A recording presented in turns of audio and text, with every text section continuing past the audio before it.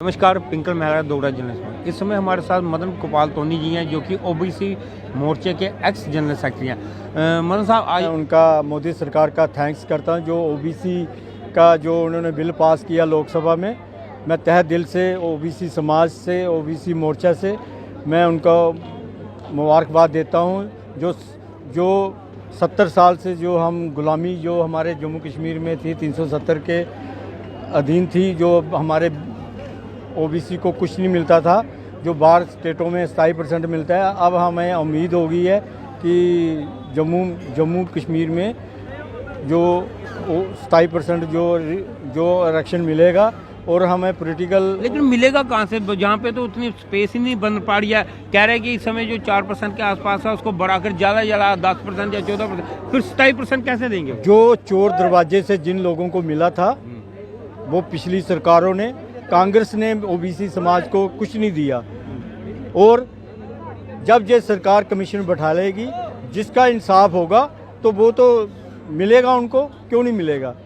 जिनको दिया है चोर दरवाजे से उनको निकालेंगे। मंडल कमीशन की जो अपने टाइम की जो रिपोर्ट थी वो 1990 के दशक की थी। 90 के दशक के पिछले 2 दशक हो गए, पूरे देश में लागू था, जम्मू कश्मीर में नहीं था। अब भी ये जो उन्होंने प्रावधान किया, ये भी कह रहे हैं कि शायद 2029 के बाद ये लागू कोई बात नहीं, जब भी होगा, जब एक कानून तो बना है ना। ये लॉलीपॉप की तरह नहीं है, आपको एक झुंझुना हाथ में फड़का दिया भाई आपको मिल जाएगा, तो मिलता अभी ये सर, अगर हम पूरे 5 साल निकल जाएंगे। सर, अगर हम 75 साल वेट कर सकते हैं ओबीसी समाज, तो अगर हम 2-4 साल 5 साल वेट कर लेंगे, कौन सी कोई प्रॉब्लम हो जाएगी? कोई भी कानून बनता है उसको मॉडिफिकेशन करने के लिए, प्यूरिफाई करने के लिए थोड़ा टाइम लगता है। सिस्टम के साथ होगा ना। ओबीसी समाज को जो हक मिलेगा, जिनको चोर दरवाजे से मिला है, उनको बाहर निकालेंगे, उनको सही तरीके से उनको दिया जाएगा। आपको नहीं लगता कि पिछले 3 दशक से जो हमें जम्मू कश्मीर में नहीं मिला, इससे हमारी ऑलरेडी की कांग्रेस को उसको सबक मिल गया। उन्होंने 70 साल 75 साल बेवकूफ़ बनाया हमारे एनसी सरकार ने, जो भी उनके साथ आपसी उनका तो बीजेपी को भी हो गया। कोई बात नहीं, अभी बिल तो अभी महीना भी नहीं हुआ ना पास हुए। अब थोड़ा टाइम तो मिलेगा ना, उसको प्यूरिफाई करेंगे, उसको बराबर करेंगे, देखेंगे किसको मिला है, किसको निकालना है, किसको नहीं।